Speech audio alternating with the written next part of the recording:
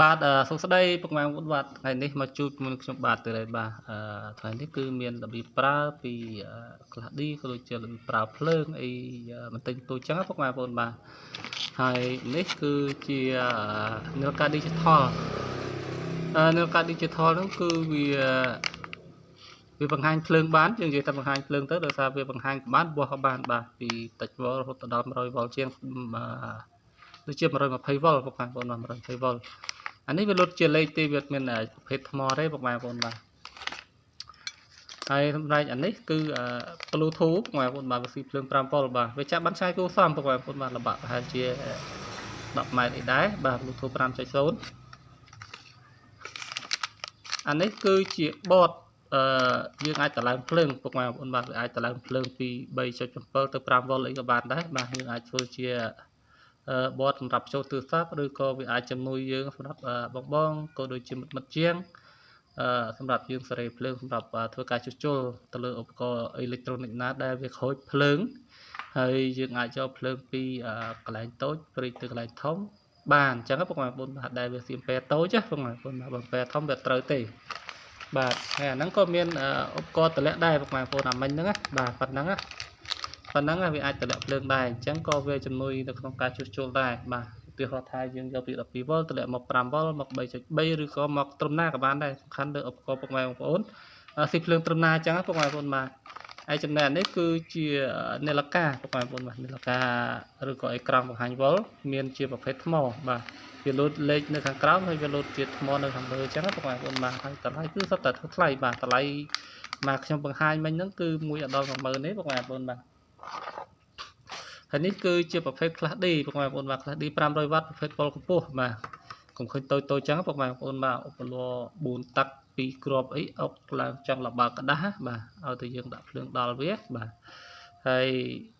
ប្រភេទនេះគឺជាប្រភេទប្រើ Fade ហើយតម្លៃវាធូរថ្លៃបាទប្រភេទនេះគឺជា Class D មកពីប្រទេសចិនអញ្ចឹងពុកម៉ែបងប្អូនបាទតម្លៃបើយើងប្រៀបធៀបជាមួយនឹង Class D មកពីប្រទេសថៃនឹងហើយជាការពិតគឺបោះថៃគេប្រើគ្រឿងធំជាងបាទតែអានេះវាធ្វើតែគ្រឿងវាតូចតែវាលឺស្អាតបាទគ្រឿងវាតូចមានដូចជានេះ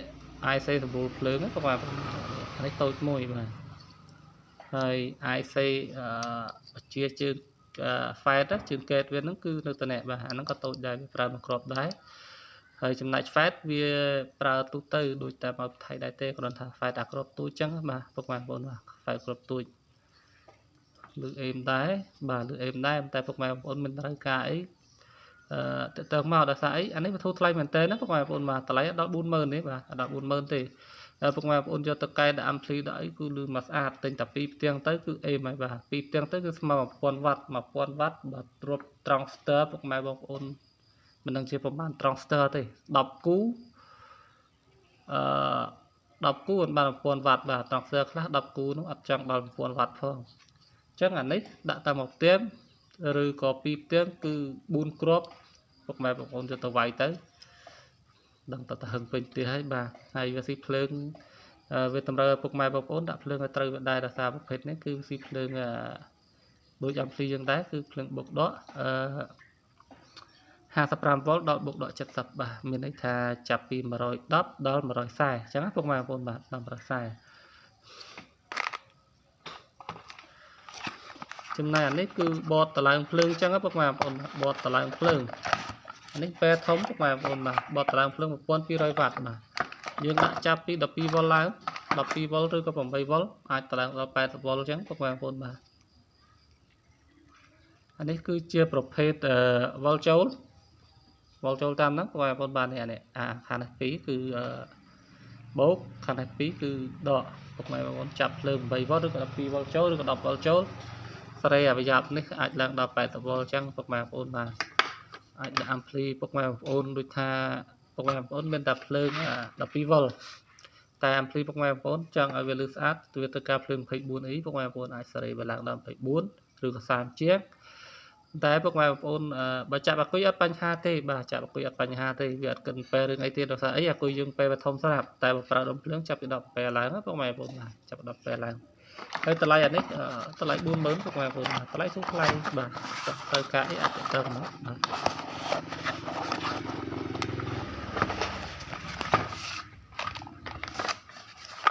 នេះគឺជាប្រភេទ